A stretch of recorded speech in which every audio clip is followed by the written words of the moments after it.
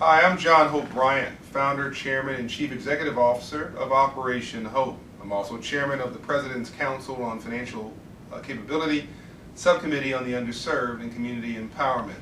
In other words, I'm really passionate about empowering the underserved, the so-called poor in America.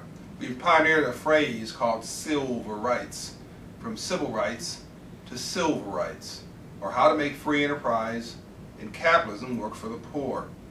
We believe that we're the private banker, if you will, for the working poor, for the struggling middle class. We believe that if Dr. King was alive today, this would be the work he would be doing. But very much like Dr. King's movement, his SCLC organization that only had 60 employees and used a battery of volunteers from across America, we have about 70 employees, and we use a battery of volunteers from here and around the world. 20,000 volunteers to be exact. But none of this works without the support of organizations like the Kasina Youth Foundation.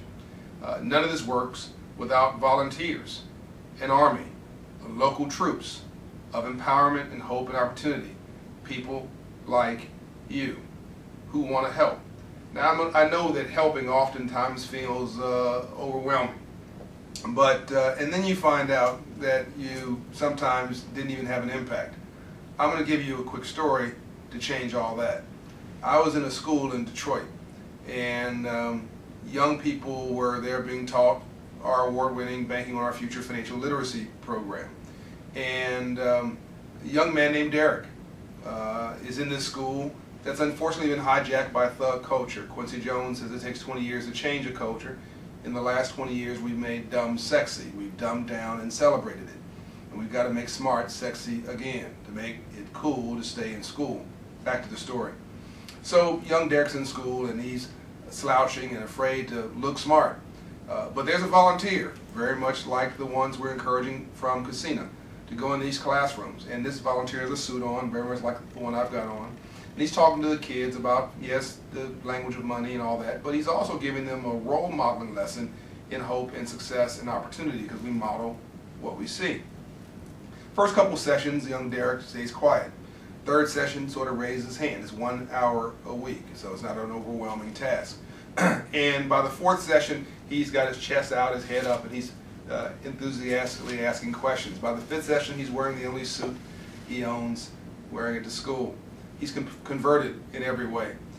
It's over, he graduates, he's walking down the hall. His friends jump on him, not physically, worse, psychologically. Man, why are you hanging around with those people? That ain't about nothing. I walk up to Derek to encourage him. I offer his friends and Derek $70 each to make a decision about Nike. You have 3 minutes, I say. They said, we don't need 3 minutes. We'll make the decision right now. His friends say, we want to buy some Air Jordans. Not dumb kids, they know that Nike makes Air Jordans. You also need another 30 bucks. Derek says, I want to buy 1 share in Nike stock. Smart kid. These kids jump on him even more. Man, why you want to buy that stock? That stock ain't about nothing. You need to get you some Air Jordans. Everybody in school has got Air Jordans. Purple Air Jordans, fuchsia Air Jordans, leather Air Jordans, suede Air Jordans, striped Air Jordans. Everybody in school, culture, old norm, has Air Jordans. You have to get you some Air Jordans. I go to defend Derek's honor. Derek says, no. It's cool. I want them to buy those shoes. Derek was no longer poor. There is a difference between being broke and being poor.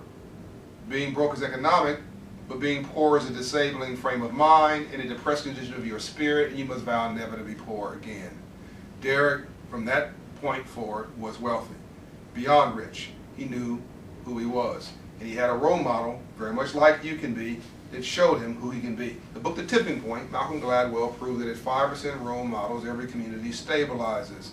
Who are you and why are you who you are? Because you saw that in somebody else. You didn't get to where you are by yourself. All of us got to where we are because we modeled someone else. You have the chance to change the world. You can do it in an hour, in a classroom, just by being you.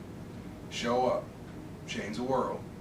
Join your organization, which has supported our work financially by supporting it spiritually, mentally, emotionally, intellectually with your own human capital.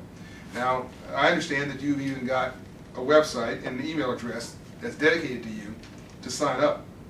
It's foundation@kasina.com, or visit the kasinafoundation.org website and sign up. Of course, I'm operationhope.org.